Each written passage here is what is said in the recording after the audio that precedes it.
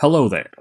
Elden Ring has 15 different legendary weapons, 11 in the base game and 4 in the DLC, each one being a sacred treasure of the Lands Between or the Land of Shadows, with their own stories, hopes, dreams, and regrets. And they're all in the grimy little hands of this green thing.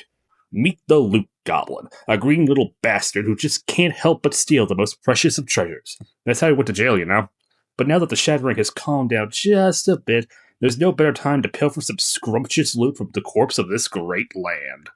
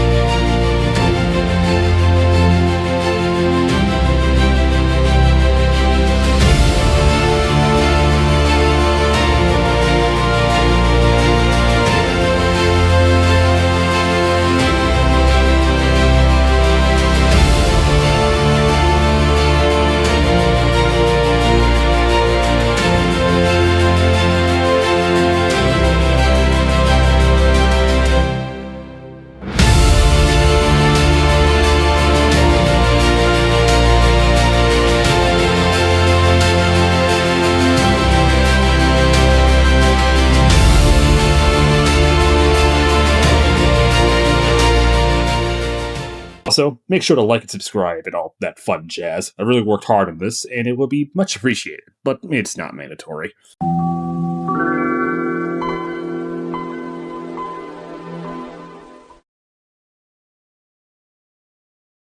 So, as the Loot Goblin gathers some resources and makes his way to Castle Morn, let me lay out what I'll be doing here. 1. I'll be gathering all the legendary weapons for both the Lands Between and the Realm of Shadows. 2. I'll be killing all the Remembrance bosses with these legendary weapons, though I did forget one. And 3, I'll be doing this semi-region locked, which means that if I need to go to another region to get a weapon or talisman or whatever I need to help me out on this journey, then I will. So, with that out of the way, here we are, Castle Morn. The Loot Goblin bravely runs away from the massacre and plunges deeper into the fort. Honestly, he couldn't give two fucks about the ongoing race war right now. His Twitter handle is GoblinDeesBalls, and you can send all your death threats there. Imminent harassment aside, the Loot Goblin makes it all the way to the end of Morn to fight the leader of this rebellion, the Leonine Misbegotten. He holds the treasure of this castle, but despite that fact, it should be rather easy to take care.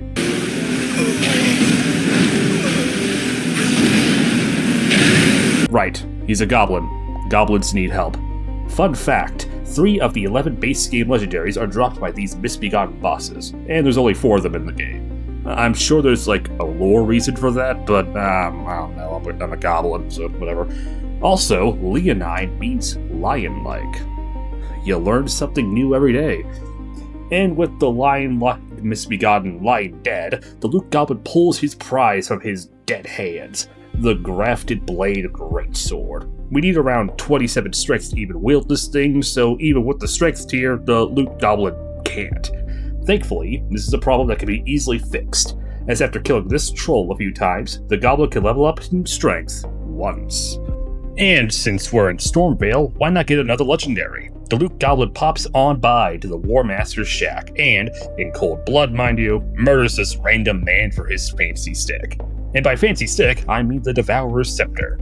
I'll talk a bit more about it later, but for now, let's give our new sword a test. And what better way to do that than to give Elmer a taste of what's to come. Even when upgraded and with 27 strength, the Grafted Blade is doing some impressive damage. That, and I'm just genuinely cracked when it comes to fighting Elmer. And with the final trade, the Loot Goblin drives off the bell-bearing hunter. Alright. That was fun and all, but the Loot Goblin needs a real challenge for the Grafted Blade. But who do? Foul tarnished. In search of the Elden Ring. emboldened by the flame of ambition. Ah, Margit. What a pleasant surprise. I will say, the Grafted Blade is genuinely one of the best early game weapons you can get if you're doing a region lock playthrough. It's not that hard to get 27 strength, and this thing is still unupgraded. And though he takes a few hits, the Loot Goblin pretty much no-diffs Margit's fake ass. Don't worry, we'll be seeing him again soon. So, while I collect some Somber Stones and kill some bosses for levels, let me explain the Grafted Blade in a bit more detail. The Grafted Blade Greatsword has the second highest base non-elemental damage out of all the Colossal Swords, and while it doesn't have the highest scalings, a bead strength is nothing to sneeze at, especially since it'll be fully maxed out at that point to get that scaling. The Ash of War Oath of Vengeance is, well, when you use it, all of your stats are increased by 5 for 60 seconds, and you gain an Endure effect for 5 seconds. That's 2 seconds longer than Endure. So technically speaking, this is an upgrade of that. That's pretty cool, pretty neat, pretty, boring. Yeah, honestly, as great as the Grafted Blade is, its Ash of War is kind of boring. Boring isn't bad, far from it, it's, well, boring. But don't let that keep you from using this weapon. You don't need some elaborate Ash of War to annihilate your enemies, as I've shown here. It's simple and effective. That's all you can really ask. Alright, yapping done with, let's break into Godred's crib. Of course, the Loot Goblin bravely breaks in through the back where you won't get blasted off sight. And it's safer too, much safe. Oh god damn it. While we're here, let's grab the Claw Talisman to make things a bit easier. Now, where's that grafted bastard? Pt.1, thou art a true-born heir. Lend me thy strength, O kindred. Ah, there you are. For this bout, the Loot Goblin mainly used jumping attacks, both to get use out of that new talisman he just got, and to help break this grafted man's stance more easily. And boy does it help. I mean, look at that damage. It's just beautiful, man. Hey Godric, what are you...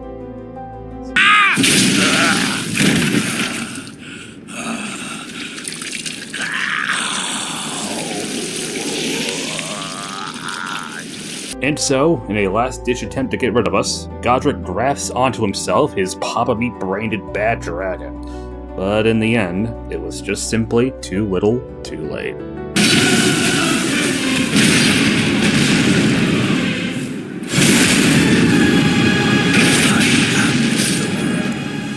Of all that is golden, and one day we'll return together to our home, bathed in rays of gold.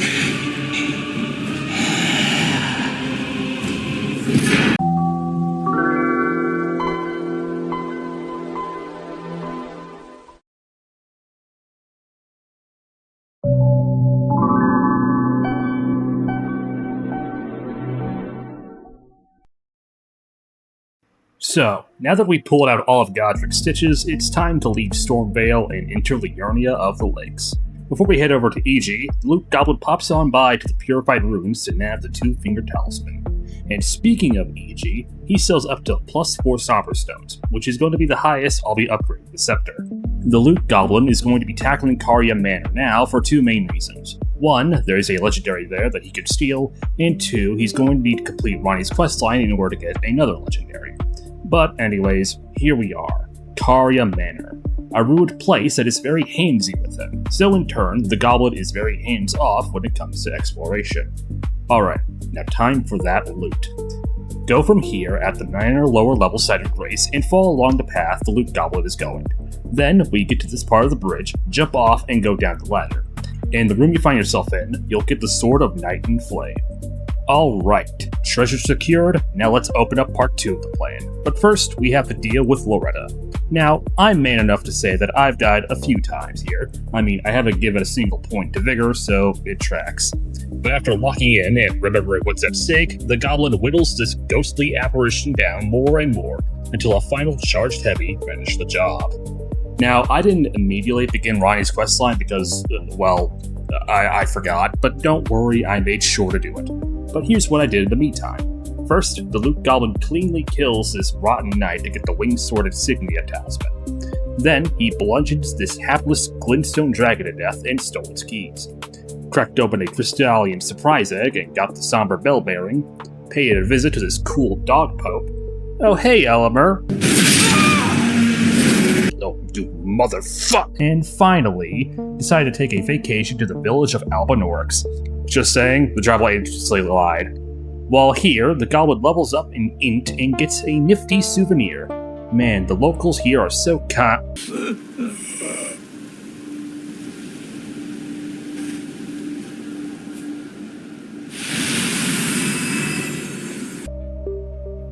Huh. Well, back to the round table to...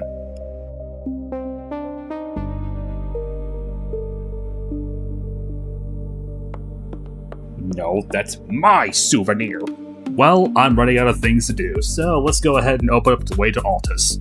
So, from the Academy Gate to the church, the goblin rides to the rune-strewn precipice. In there, he goes up, and up, and up, until he reaches the end. So, while the goblin fights Makar, let me talk about the scepter. The Devourer's Scepter is the longest out of all the Great Hammers, at least in the base game. However, in turn, it has the second lowest physical and elemental damage out of all the Great Hammers, losing out to the Cranial Candlestick and the Black Steel Great Hammers, respectively. Though, the latter is only by technicality, because it can be infused, but semantics. The Ash of War is Devourer of Worlds. You perform an AoE attack that deals fire damage purely all around you.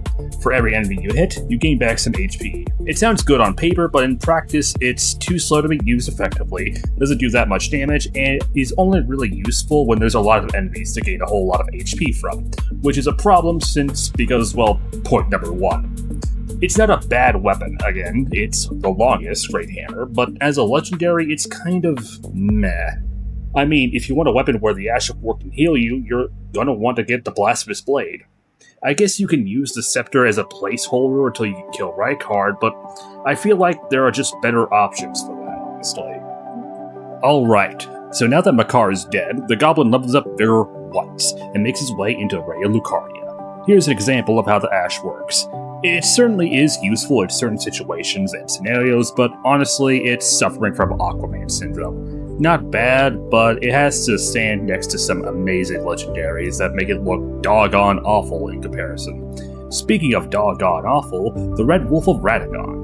Really suffering from the way of the min-max here. Since every hit is a possible one-shot here, the Loot Goblin has to be extra careful. Every dodge has to be perfect. And with a well-timed charged heavy and a repose, Old Wolfie goes down. Okay. So, all that's left to do now is to take on the lady in charge. Move out of the way, simp. Alright. Now, where is that amber egg? Yeah, what the...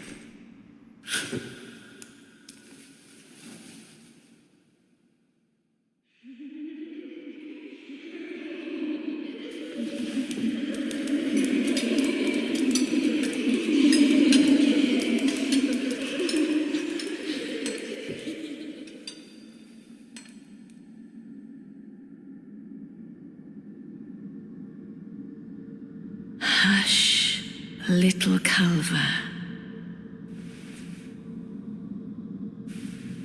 I'll soon birth thee anew, a sweeting, fresh and pure. So, the easy part. The Loot Goblin has to hit these three things to get Renal to come down. You'll notice that he makes a mistake here by trying to use the skill, and that probably ensures that he doesn't have enough stamina to make this a one cycle. The Goblin doesn't have much time as those things rise into the air.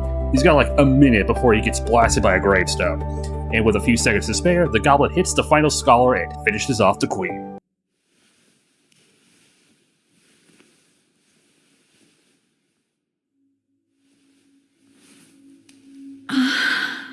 My beloved, have no fear. I will hold thee. Patience. Ye will be countless born, forever and ever.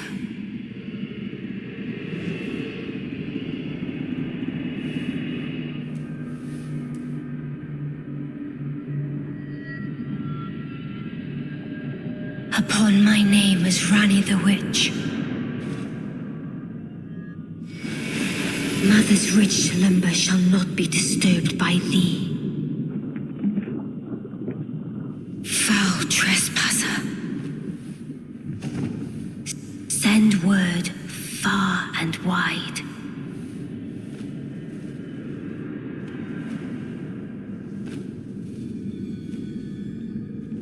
Of the last queen of Caria, Renala of the full moon.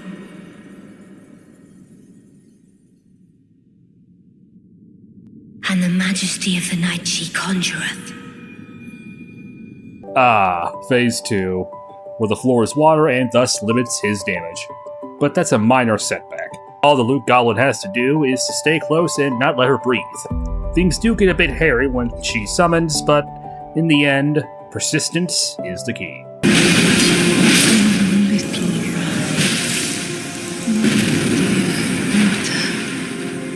Weave thy might into being.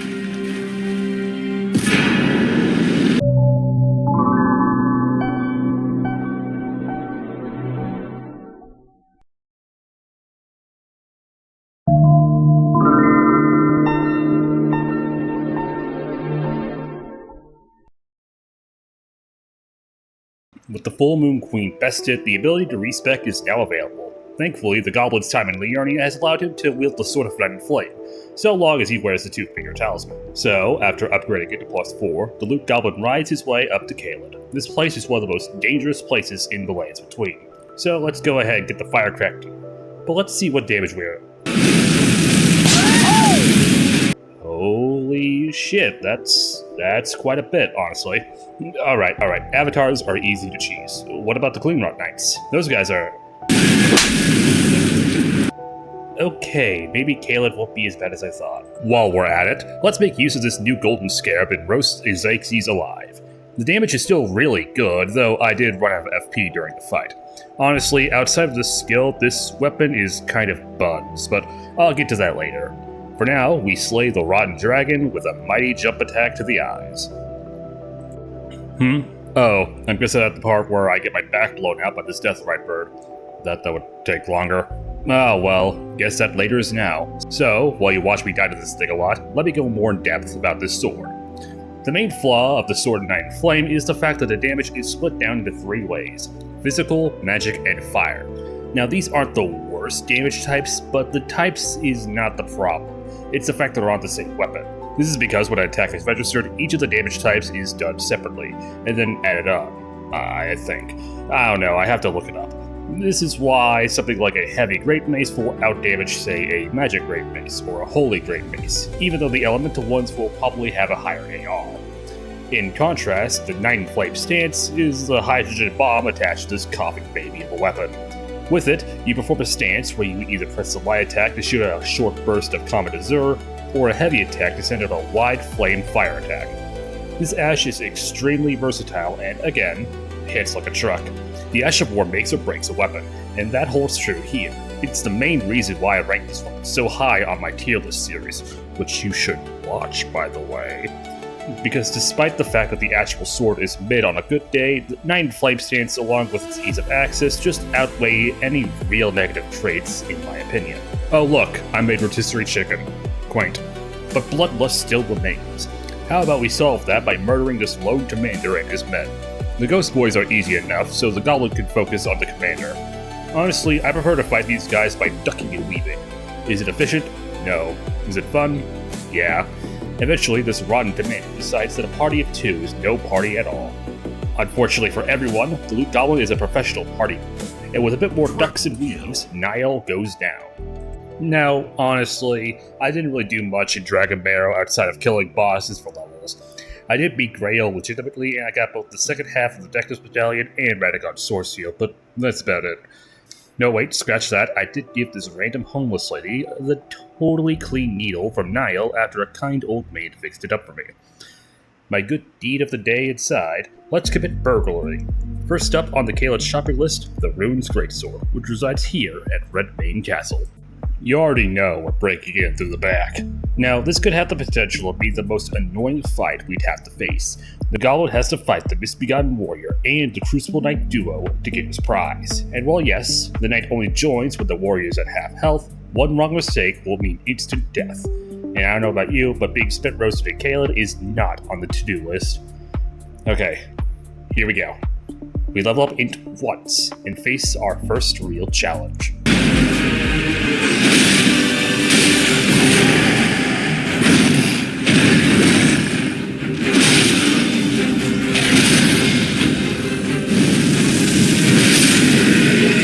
Or we could just no-diff the warrior and emasculate the knight. Hey, I'm not gonna look a gift horse in the mouth. Well, one legendary acquired, one more to go. And it's debatably harder to get. From the isolated merchant shack, the goblin rides on down to the divine tower at Caelid and climbs all the way to the top. Now inside, he falls down to this elevator and enters the basement. Bad things happen in the divine tower basement. Our next challenge is the Godskin Apostle. He doesn't drop the Queen's Black Blade, but instead guards it.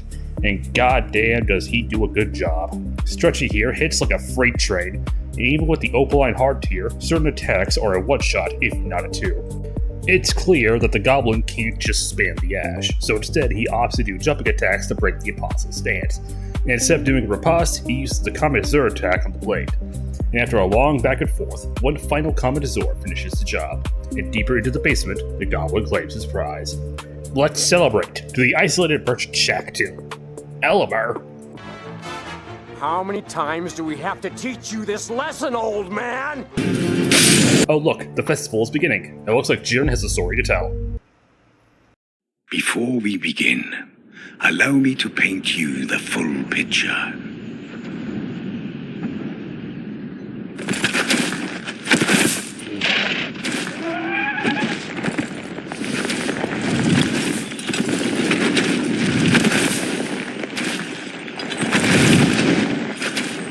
General Radahn is cursed ever to wander.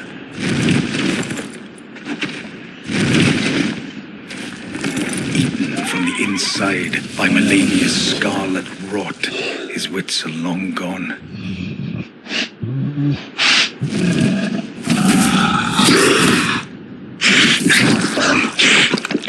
Now he gathers the corpses of former friends and foes alike, gorging on them like a dog.